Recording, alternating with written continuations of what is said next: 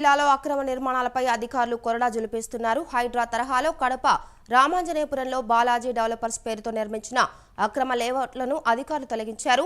ఈ నేపథ్యంలో లేఅవుట్ యజమానులకు అధికారులకు మధ్య వాగ్వాదం జరిగింది. వాగుల్లో బాగా ఆక్రమణలకు బాగా గురి అయ్యి మనకు ఎంత విపత్తు జరిగిందో మీ అందరికీ తెలుసు. కొన్ని వేల కోట్ల నష్టం జరిగింది. అదేవిధంగా ఇప్పుడు ఇక్కడ పెదిరా చెరువు నుంచి ఆర్కేపురం చెరువు వరకు ఒక సప్లై ఛానల్ ఉంది. దీని మీద చాలా కాలనీస్, కాలేజెస్, ఇన్స్టిట్యూషన్స్ అన్నీ ఉన్నాయి. మేము ఎస్టీ కాలనీ నుంచి కింద వరకు ఇంతకుముందు క్లీన్ చేసాం, అంటే ఆల్మోస్ట్ ఎంక్రోచ్మెంట్స్ రిమూవ్ చేసాము.